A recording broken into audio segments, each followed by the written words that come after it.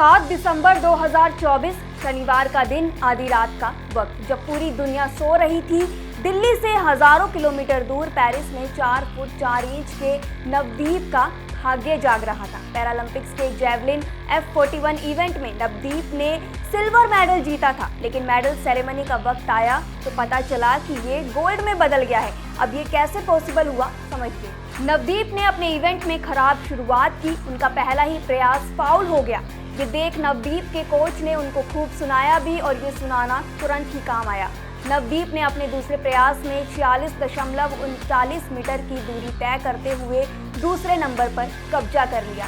नवदीप यही नहीं रुके, उन्होंने अगले ही थ्रो में पैरालंपिक्स रिकॉर्ड तोड़ दिया। नवदीप का ये थ्रो 47.32 मीटर तक गया। ये नवदीप का पर्सनल बेस्ट भी है। नवदीप का चौथा थ्रो फिर से फाउल रहा, जबकि 5वें थ्रो में उन्होंने 46.5 मीटर की दूरी तय की। इनका छठा थ्रो फिर से फाउल रहा। वहीं उनके सामने थे ईरान के थ्रोअर बेईत संदेक ने 47.64 मीटर की दूरी तय करते हुए नवदीप को पीछे छोड़ दिया था।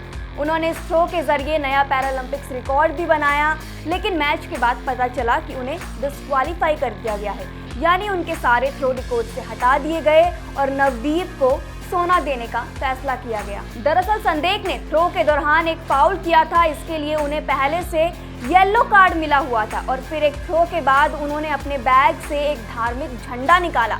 नियमों में इसकी इजाजत नहीं है, और ये उनका दूसरा फाउल हो गया, जिसके बाद संदेक को रेड कार्ड दिखाया गया। इस बारे में पूर्व पैरा जेवलिन थ्रोअर और पैरालंपिक्स कमेटी ऑफ इंडिया के प्रेसिडेंट देवेंद्र झांझरिया और नवदीप ने पीसीआई से बात की। नवदीप बोले, हम तीनों मेडल विनर्स सेरेमनी के साथ बैठे थे। हम अपने मेडल्स का इंतजार कर रहे थे। थोड़ी देर बाद ऑफिशियल अंदर आए और ईरानी थ्रोअर को रेड कार्ड दिखा लिया। किसी को आइडिया नहीं था कि ऐसा क्यों हो रहा है, उसे डिस्क्वालीफाई क्यों किया जा रहा है। उन्होंने नियमों के खिलाफ कुछ किया होगा। नवदीप ने आगे बताया, जब ईरानी भाला फेंक खिलाड़ी को लाल कार्ड दिखाया गया तो मैं बहुत हैरान हुआ। वह रोने लगा, वह रो रहा था और बहुत रो रहा था। मैं भी इतना भावुक हो गया कि मैं उसके पास गया और उसे गले लगा लिया। मैंने उसे सांत्वना दी। तब तक मुझे नहीं पता था कि वास्तव में क्या हुआ था और इस बड़े फैसले के पीछे क्या कारण था। ईरान के थ्रोअर ने अपने देश की जर्सी भी नहीं पहनी थी। कुछ भी क्लियर नहीं था। मुझे लगा कि उन्होंने कुछ गड़बड़ की होगी।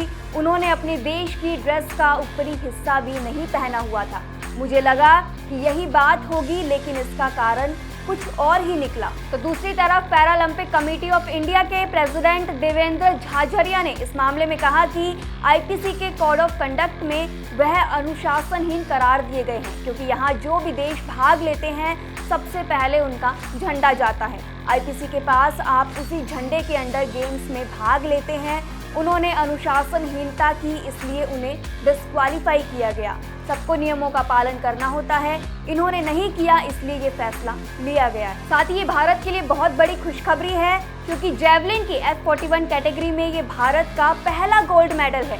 23 साल के नवदीप ने टोक्यो गेम्स में चौथे नंबर पर फिनिश किया था। पानीपत से आने वाले नवदीप दिल्ली यूनिवर्सिटी से ग्रेजुएशन कर चुके हैं।